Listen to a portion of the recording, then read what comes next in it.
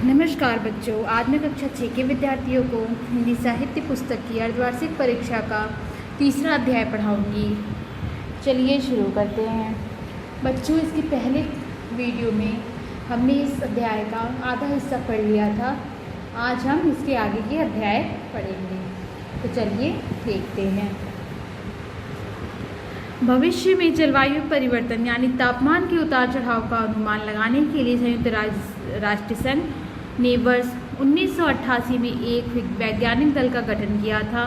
Inter government panel of climate change नामक से गठित इस पैनल के अनुसार वर्ष 1987 की सर्दी में पृथ्वी के औसत तापमान में आधा डिग्री सेल्सियस की वृद्धि हुई और 1990 का दशक मौसम के हिसाब से इतिहास का सबसे गर्म दशक बना।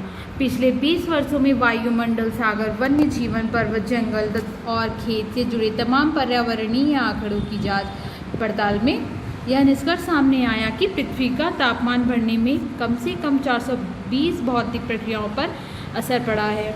इसके आकलन से ज्ञात हुआ कि 2100 ईस्वी तक पृथ्वी के औसत तापमान में 1.4 से 5.8 डिग्री सेल्सियस तक की खतरनाक वृद्धि हो सकती है।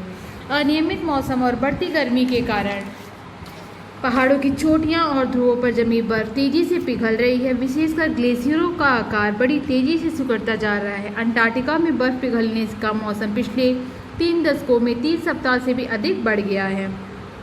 1940 से बैकाल झील का तापमान बढ़ना शुरू हो गया। पूर्वी साइबेरिया की प्रसिद्ध बैकाल झील वेनेजुएला में 1972 में पहाड़ों की चोटियों पर 6 ग्लेशियर मौजूद थे, जबकि अब केवल 5 ही बचे हैं। ग्रीनलैंड में ग्लोबल वार्मिंग के कारण 400 खरब टन अतिरिक्त बर्फ हर साल पिघलती है। यह पहले के आकलन से 7% ज़्यादा है। दुनिया भर की बर्फ पिघलने से सागरों का जल स्तर लगातार ऊपर उठता जा रहा है।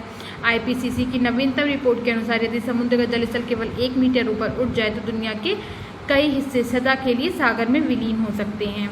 इनमें मालदीव, बांग्लादेश, इंडोनेशिया के कुछ द्वीप, मुंबई के समुद्र तटीय भाग, अंडमान निकोबार द्वीप, नील नदी का डेल्टा, अमेरिका में फ्लोरिडा का तट और लुइसियाना प्रांत के काफ़ी हिस्से शामिल हैं। ग्लेशियर पिघलने से पृथ्वी की जलवायु को भी गंभीर खतरा पहुंच सकता है, क्योंकि पृथ्वी पर मौसमी चक्र बनाए रखने में सागरों और ग्लेशियरों की महत्वपूर्ण भूमिका होती है।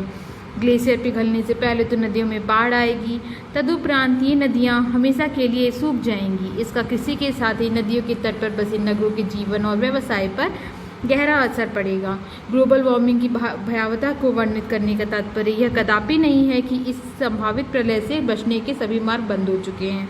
धरती पर तापमान वृद्धि के मुख्य दोषी कार्बन डाइऑक्साइड को वायुमंडल से सोखने की कई तरकीबें हैं। पेड़ पौधे को यह गैस सोखने का सबसे सशक्त माध्यम है। मात्र 1 हेक्टेयर पर लगे जंगली पेड़ प्रत्येक वर्ष 13.6 टन कार्बन डाइऑक्साइड श्वास द्वारा सोख सकते हैं। इसी तरह यदि खेतों में जुताई न करके जैविक कृषि तकनीकी अपनाई जाए तो प्रत्येक वर्ष 1 हेक्टेयर कृषि से 2.7 टन कार्बन डाइऑक्साइड वायु में घुलने से बच सकती है। सबसे अधिक कार्बन डाइऑक्साइड ऊर्जा के परंपरागत साधनों लकड़ी, कोयला, गैस, पेट्रोल, डीजल आदि के प्रयोग से उत्पन्न होती है। अतः ऊर्जा के परंपरागत स्रोत पवन चक्की और सौर ऊर्जा का प्रयोग बढ़ाए बिना हम ग्लोबल वार्मिंग की समस्या से निजात नहीं पा सकते। जलवायु परिवर्तन पर अंकुश लगाने के लिए अब तक कोई अंतर्राष्ट्रीय समझौते और संधियां हुई हैं। 1997 में संपन्न क्योटो संधि इनमें सबसे महत्वपूर्ण संधि है। क्योटो संधि में विशेष रूप से कार्बन डाइऑक्साइड के निस्तारण पर अंकुश के तमाम प्रावधान मौजूद हैं। आवश्यकता इस बात की है कि वैश्विक स्तर पर एकजुट होकर बिना किसी भेदभाव की समस्या का सामना किया जाए। पर्यावरण भविष्य की सुरक्षा कवच है, इसलिए इसकी रक्षा में हमारी सुरक्षा निहित है। धन्यवाद बच्चों, आज का यह अध्याय यही समाप्त होता है।